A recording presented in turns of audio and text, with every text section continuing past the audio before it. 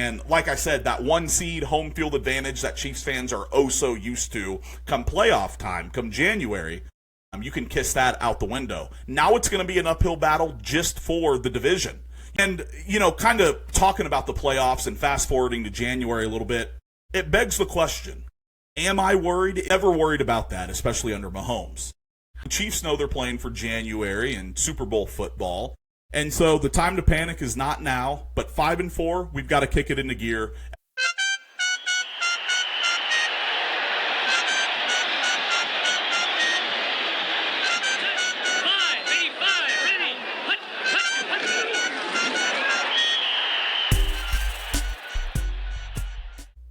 Hey, welcome back to another round of the Heartland Huddle podcast, Chiefs, Lions, and NFL Talk. I'm Eric Willard, your host here, bringing you all things Chiefs and Lions. First things first, if you guys have been rocking with us, salute to you.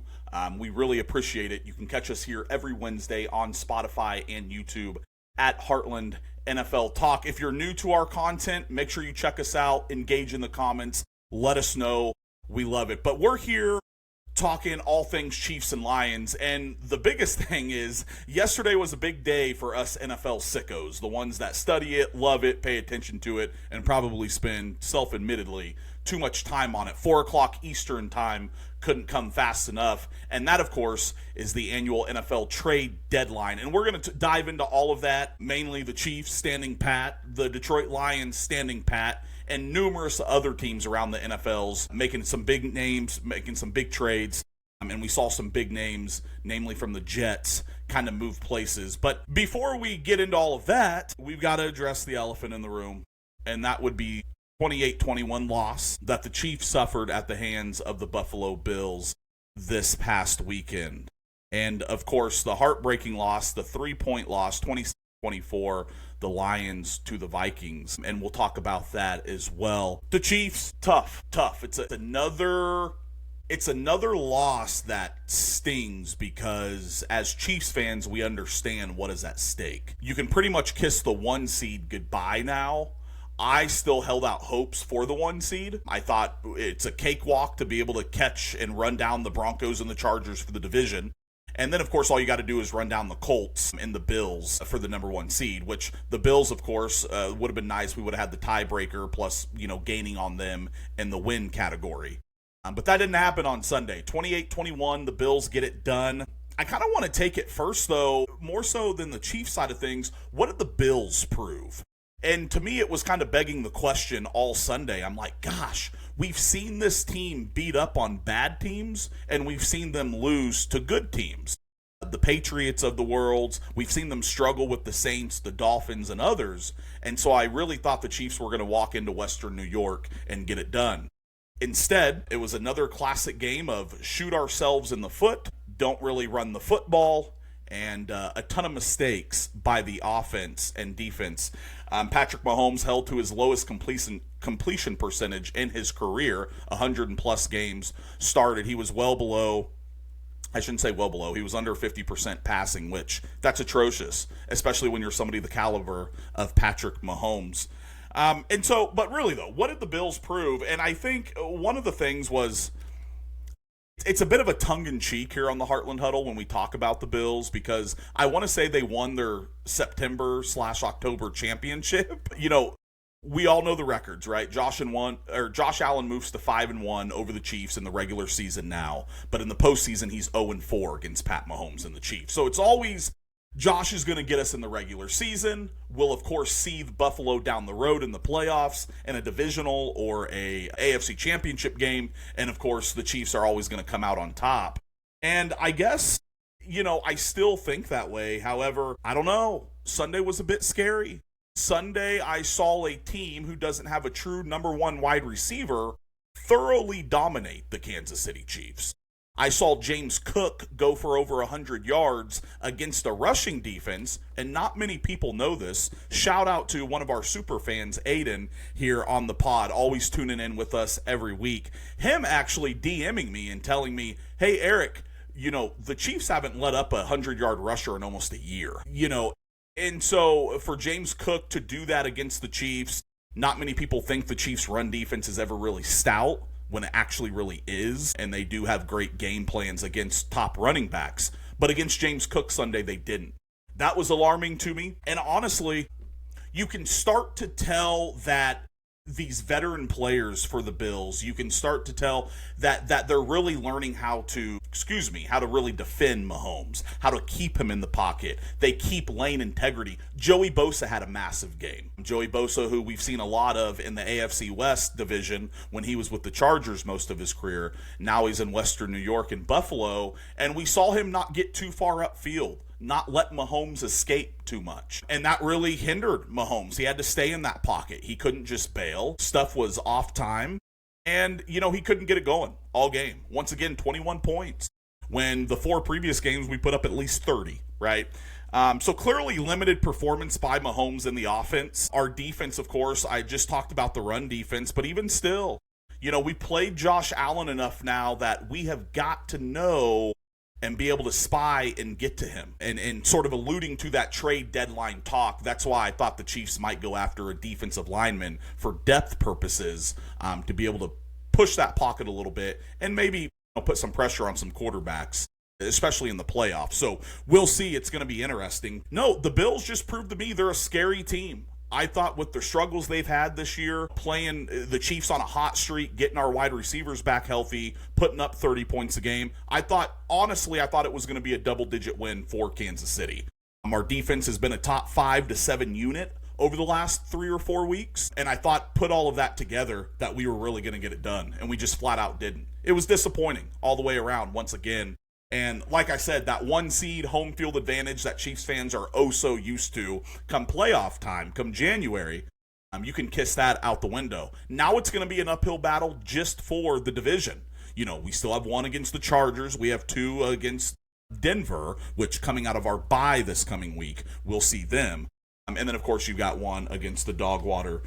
So we'll see. But no, Josh Allen and the Bills just propelled themselves back into that elite AFC, not only AFC talk, but elite teams in all of the NFL. And, kind of talking about the playoffs and fast forwarding to January a little bit, it begs the question, am I worried? Is Chiefs Kingdom worried about the Chiefs making the playoffs? Never worried about that, especially under Mahomes.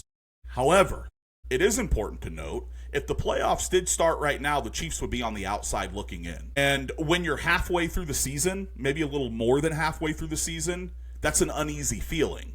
Because we know injuries happen. We know trades happen. We know there's a lot of moving parts in the NFL, and a lot has to go right to have that success. And it's one of those things to where, 9 games into the season, 8-9 games, you want to be firmly cemented. Whether it be at top of the division to get a top 4 seed, or, looking at that 5 or 6 slot right there. There's only 7 that get into the dance. And right now we're sitting at number 8. But once again, we've got our divisional games coming up. We've got time to make up this ground. But we're not sitting as pretty as what we thought we all were, just a few weeks ago or even last week. So we'll see. We're 5-4 right now. I believe the Chiefs will finish 12-5. We all knew, I think, coming in, and Xavier and I talked about it on some of our preseason episodes, some of our training camp talk. You can go back and watch a few of those episodes if you like here on our YouTube channel.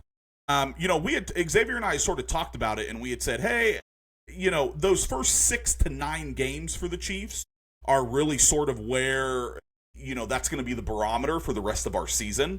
The first 6 games, we were looking to get out at maybe 6-2. We ended up 3-3. Obviously, the injury to Xavier Worthy hurt us. Third snap into the season, and then, of course, not having Rashee Rice those first 6 games. We played some tough opponents, but we came out 3-3. All's fair. You don't expect to have the loss to Jacksonville, which was an atrocious one, and you don't expect to have this loss in Buffalo against a shorthanded Bills team who was banged up a little bit on defense, too. That's another alarming thing, was the Chiefs weren't even playing against a full-strength Bills team. So now we're sitting at 5-4. I believe they'll go 12-5. I do think they have 7 more wins in them. Divisional games, we've got some easier ones down the road. And then the big one with the first place, 7-2 Colts, of course. So I'm still confident everything's in front of us outside of that 1 seed with the loss. But in terms of the division, being a top 4 seed, hopefully 2, we can still get it done. We can still have 2 home playoff games. 1 home playoff game. Well, it would be 2, the wild card and then divisional round. and then, of course, whoever we see in that AFC Championship game. So it's all right there in front of us. But yeah, no, I mean, I guess when we're looking at that, though, when we're looking at the record, when we're looking at strength of schedule and things like that, we're 1-4 against teams that are above 500. It's something I constantly harp on, Xavier. If you guys have been following us the last couple of years, you guys will know this, that I've always challenged the Detroit Lions to play consistently, to play complementary football, to build their culture in a way that breeds championship DNA. And part of doing that is responding to adversity. When you get hit in the mouth, what do you do? When the other team scores, are you going to respond? Or is the defense going to be able to come up with that big stop to get their offense of the ball back? And the Lions have mainly done that against subpar teams. But when you play athletic quarterbacks for good teams, the Lamar Jacksons and the Ravens, the Pat Mahomes, the Josh Allens, the Lions have struggled. Well, the flip side of the coin to that, I've got to hold the Kansas City Chiefs responsible as well, right? Because 1-4 against teams above 500, that's not going to get it done. Newsflash for you, with the exception of the AFC North Division, every team you're going to see in the playoff is going to be well above 500.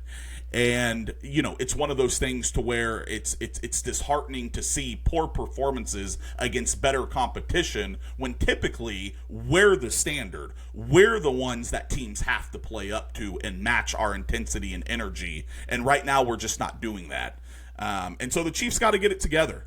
I'm not going to harp on it too much. Oftentimes I hop on here and, kind of sound off. I get my clips and I get my sound bites, but it's one of those things to where it's not worth it. We know what we're playing for. The Chiefs know they're playing for January and Super Bowl football. And so the time to panic is not now, but 5-4, we've got to kick it into gear. Everything's still ahead of us, especially with that division. Turning it over to the Lions. This is called the Heartland Huddle podcast, Chiefs Lions NFL Talk. Turning it over to the Lions. Tough. I watched that game and the Lions are intriguing. Gosh, they have so much potential, don't they? They can go down the field on anybody they want to at any given time and score touchdowns all game long. We've seen them do it, especially when they're firing on all cylinders. Jamison Williams, Amon-Ra St. Brown, David Montgomery, Jahmyr Gibbs, Sam Laporta, Jared Goff, Penei Sewell. The list goes on and on. They're not bereft of talent, that's for sure. Matter of fact, on paper, they might be the most talented team in the NFL. However, they play like it for 3 or 4 streaky games in a row, and then they have a letdown against the divisional foe in the Minnesota Vikings like they did on Sunday. 27-24, they lose. The worst part about it, and I was telling Xavier this, is I said it's off of a bye. The Lions are coming off of a bye. They're at home against a rookie quarterback, and they got thoroughly outplayed. The intensity wasn't there. The energy wasn't there. They just seemed sort of lost. A lot of bonehead mistakes, a lot of penalties, especially on the defense. And for a guy who prides himself on being a master motivator, Dan Campbell, the head coach, there's been a couple instances this year to where it doesn't look like he's had them prepared to play. Maybe not from an X's and O's standpoint, but from just a energy standpoint.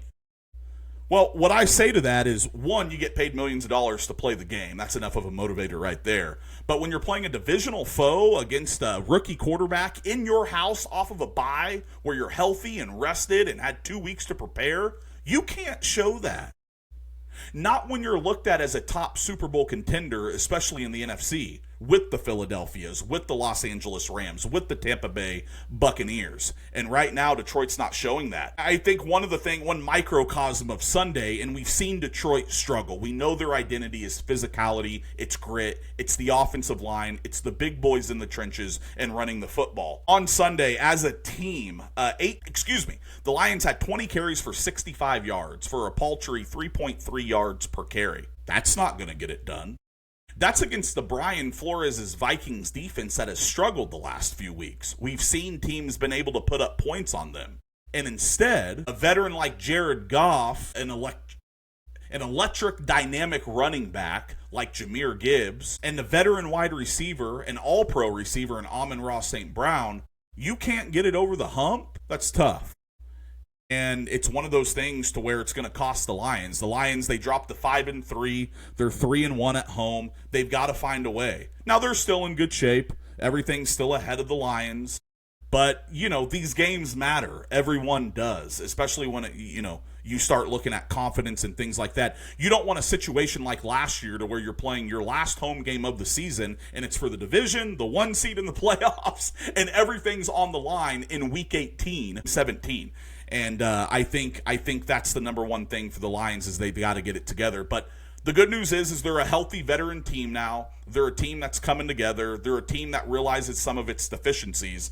But they've got to get it together themselves. So tough weekend all the way around for this podcast, for Xavier and I, and for the Chiefs and the Lions. The Chiefs lose 28-21. The Lions lose 27-24 to the visiting Minnesota Vikings. That would be the NFL trade deadline. And we were all standing pat. I know I was supposed to be working, but that's fine. I was looking, I'm like, are the Chiefs going to trade for Breece Hall? Are we going to get a running back? Are we going to get defensive line help, even just for depth purposes? Crickets. And I don't know. I wasn't mad about it. I can see why. I do understand us standing pat. Conversely, the Buffalo Bills stood pat. The Tampa Bay Buccaneers, the Eagles made a lot of moves. But a lot of the major contenders, the Patriots, who are playing extremely well with a young MVP candidate and Drake May quarterbacking them, a lot of the contenders stood pat at the deadline and said, you know what? We get some guys back healthy, we start playing to our potential, and we don't need to mortgage our future to kind of go all in 1 year. Now, I was a little bit surprised at Buffalo not going at a wide receiver. I really thought they'd take a shot at A.J. Brown or Shaheed, who was on the move from New Orleans. I thought that was a really great trade there. I believe he went to the Seahawks, going to be the number 2 right behind Jackson Smith and Jigba. And Sam Darnold, that offense is humming. That Seahawks team is humming. That's going to be really exciting to see him there. But nonetheless, Buffalo, I really thought they'd go after a wide receiver. I know they're coming off of the big win against Kansas City. However, Keon Coleman ain't it. Their first-round draft pick, or I guess early second-round draft pick 2 years ago. They really don't have a number 1 wide receiver. Now, Josh Allen can be Superman. James Cook is cooking, no pun intended. But come playoff time, you're going to have to throw the ball a little bit as well. And that's something that they're not doing well right now. And so I just thought Buffalo would go after a wide receiver, especially in years past when they've added guys like Von Miller coming off of a major knee injury at 30-plus years old, where they've added a few defensive guys. They've gotten safeties, retired safeties to come off the bench and play for them. So Buffalo was a little intriguing to me. As a Chiefs fan, I'm not mad about it, but I really thought Buffalo would try to go after a wide receiver. Kansas City, I know everybody thought that the Chiefs were going to try to go after a running back, namely Breece Hall. And that brings me to the New York Jets. Goodness gracious. 3 first-round picks they pick up yesterday, trading Sauce Gardner, cornerback Sauce Gardner, and their all-pro defensive tackle Quinnen Williams. And gosh, what a winner at the trade deadline, huh? Sauce Gardner going from the 1-7 Jets to the 7-2 Colts. That'll get you fired up as a wide receiver mid-season and get traded to the number 1 team in the AFC and be able to contend, hopefully for a Super Bowl, if not the conference. And, really surprising to see what that signals to me. And one thing that I've noticed is that Aaron Glenn, a disciple of Dan Campbell, had been in Detroit the last 4 years. He's going to try to build this thing. Him and that new GM there in New York, he's going to try to build the Jets just like the Lions built their team, and I don't blame them. I think that's the blueprint. The Chiefs, the Eagles of late, the Patriots, the Lions of late, you can say a little bit the 49ers, but they've been bloated on contracts a little bit. But nonetheless, he's going to try to build this thing out from the inside out. It doesn't work without a quarterback, but you've got to be able to protect that quarterback, and then on the defensive side, get after the quarterback. And I think with the Jets, they're going to take those 3 first-round picks they have over the next 2 years, plus their own. They're going to take those extra seconds and thirds, and they're going to build that defensive and offensive lineup and really get that going. And then obviously have the draft capital to potentially move up in a draft if they like a quarterback or whatever the case may be. So that's what that signaled to me today. Quinnen Williams, the D tackle for the Jets, going over to Jerry Jones and the Dallas Cowboys, who, once again, it's bad business, isn't it, by the Cowboys and Jerry Jones? Truly. It's insane to me. It absolutely blows my mind the way Jerry Jones does business. Now, I'm a little guy from Kansas who likes to talk about the NFL. I don't begin to understand salary cap and forensic accounting when it comes to the NFL ledger. However, Jerry, man, what are you doing? You trade away Micah Parsons. We're all familiar with that trade. Couple of first-round picks you get back, but then you give up a first-rounder for Quinnen Williams, a guy who I guess is a good run stopper, a guy who the last 2 years has fallen off in terms of his pressure rate, and a guy who's 27 years old, and if he has a decent year, is just going to have to cash in, and the money you could have paid Micah Parsons, you're going to have to use to pay him. So essentially what you did is, for the Micah Parsons trade, you got back Kenny Clark from the Packers as the nose tackle, and you get Quinnen Williams, and you surrendered up one of the first-round picks that you got for Micah Parsons to get Quinnen. So you got 2 players and a first-round pick for Micah Parsons. And then still have to shell out money. The Jets fleeced them. Great move by the Jets, by the way. Do you get rid of Sauce Gardner and Quinnen Williams in their primes? Teams usually don't do that. But hell, if I'm going to get first-round picks and I can get the contract off the books, and Jerry Jones is essentially going to, go back and redo a contract, that's blasphemy to me, and it blows my mind the way that man operates. That's just bad business, Jerry.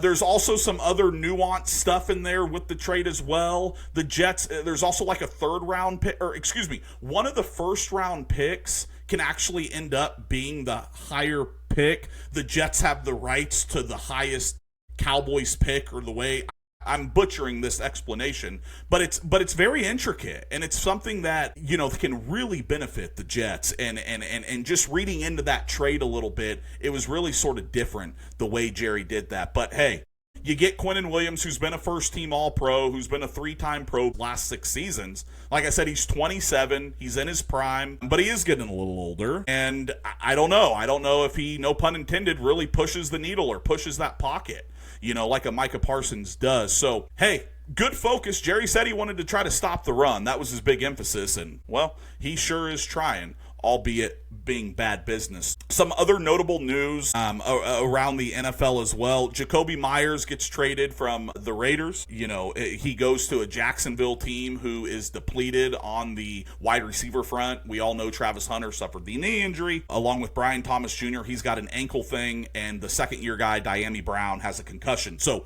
plenty of room for targets for Jacoby Myers coming over from the Raiders. But, hey, if you're Jacoby Myers, good win for you. You can help a team go to the playoffs, or you can sit there in Las Vegas and sort of rot away.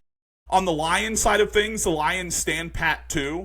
And the reason why I said earlier that I don't mind teams like the Bucs, the Chiefs, the Bills, the Lions, the Rams didn't do anything at the trade deadline. Oftentimes you see these contenders add essentially free agents or trade guys by just getting healthy. As Chiefs fans, after the bye, we know we get Josh Simmons back, which is a revelation, because Mahomes was pressured at an astronomical rate, even when the Bills just rushed 3 passers, including Joey Bosa. And so getting our rookie left tackle, who's been an absolute stud this year, getting him back will be fantastic.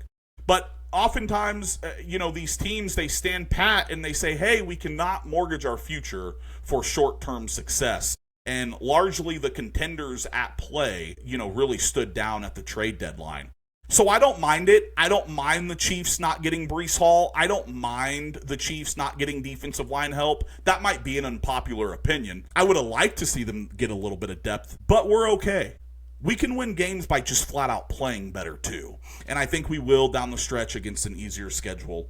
All of that. The Lions, I think the biggest thing with them, once again, is health on the back end. Amik Robertson, Kirby Joseph. They're getting guys like Brian Branch back, things like that from suspension. And so it's kind of like addition by just getting healthy. And so that's why when I looked around the NFL yesterday and I really saw the top teams in the league not do a whole lot, that tells me, hey, we're okay. We don't need to try to go get something to put us over the top. We know we have Patrick Mahomes. We know we have Andy Reid. We know the success they've had in January. So, interesting stuff going all the way around, the NFL. The trade deadline is always fun. There's a flurry of trades and a bunch of stuff that's always going around. As always, Kansas City, we need to get it together. Detroit, we need to get it together. But as always, we certainly will.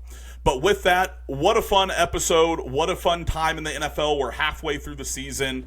We're halfway through this season of the Heartland Huddle podcast, Chiefs, Lions, and NFL Talk. I want to thank you guys for joining me. As always, hit that subscribe button. If you're still listening, you're already a huddler, right? You're one of us. Hit the subscribe, hit the notification bell. Check us out every Wednesday here on our YouTube channel and, of course, on Spotify as well.